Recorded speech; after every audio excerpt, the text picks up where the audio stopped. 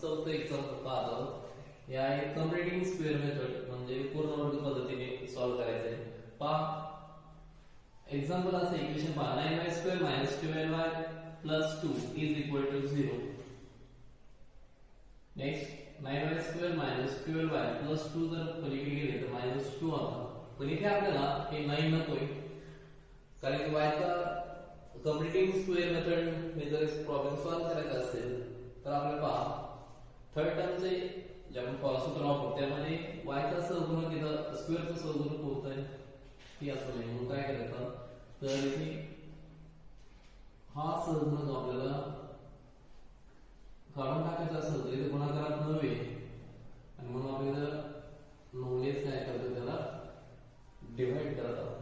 पहा जर 9 ने भाग दिला तर 9/9 कट झालंय. नंतर y² मायनस 3 चा पाडा आहे 3 च्या पाडा 3 चौक 12 आणि 3 त्रिक 9 बरोबर.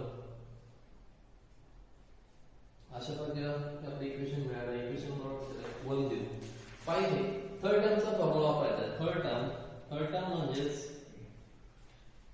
1/2 into कोएफिशिएंट ऑफ y². इथे 1/2 ला 1/2 आपण असं लिहूया. कोएफिशिएंट ऑफ y म्हणजे y चा सहगुणक इथे पहा काय तर 4/3 आणि पण इथे मायनस आहे लक्षात ठेवा.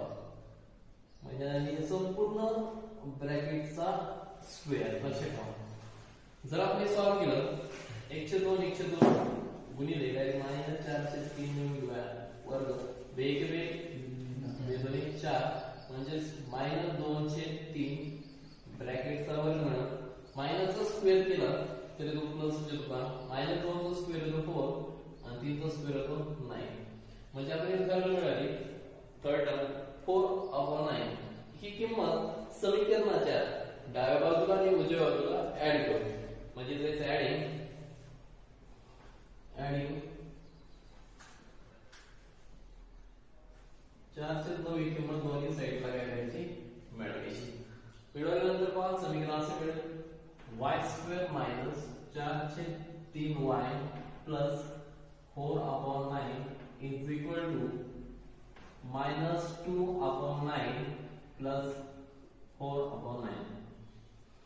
आता पहा आपल्याला इक्वेशन माहिती आहे इथं मायनस आहे म्हणजे याचा अर्थ a² - b².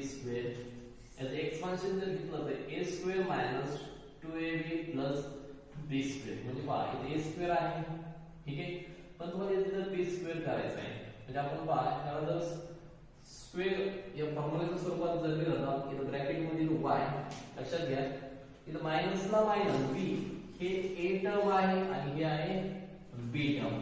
आता पहा इथे b चा वर्ग म्हणजे 4 चा वर्गमूळ घ्यावा लागेल. 4 चा वर्गमूळ 2 आणि 9 चा वर्गमूळ आहे 3. याचा काय करायचं तर वर्ग करायचा आहे. इथे नेक्स्ट स्टेप मध्ये पहा इक्वल मध्ये -2 + 4 इथे डिनोमिनेटर म्हणजे छेद समान आहे एकच घेतला त्याबद्दल. त्यानंतर हे सॉल्व्ह करू पुढे y - 2/3 ब्रॅकेट स्क्वेअर बरोबर -2 + 4 उत्तर येते 2/9. आता यानंतर इथं दोन्ही बाजूचं काय करू वर्गमूळ घेऊ taking square root of both sides. वर्गमूळ जर घेतलं तिथे मिळेल y - 2/3 त्यानंतर is equal to plus minus वर्गमुळात 2/9. आता पहा इथे इक्वेशनचे दोन किमती तयार झाले प्लस आणि मायनस म्हणजे y बरोबर प्लस वर्गमुळात 2/9 मायनस प्लस 2/3 आणि इकडे जर लिहिलं तर y बरोबर मायनस 2/9 प्लस 2/3.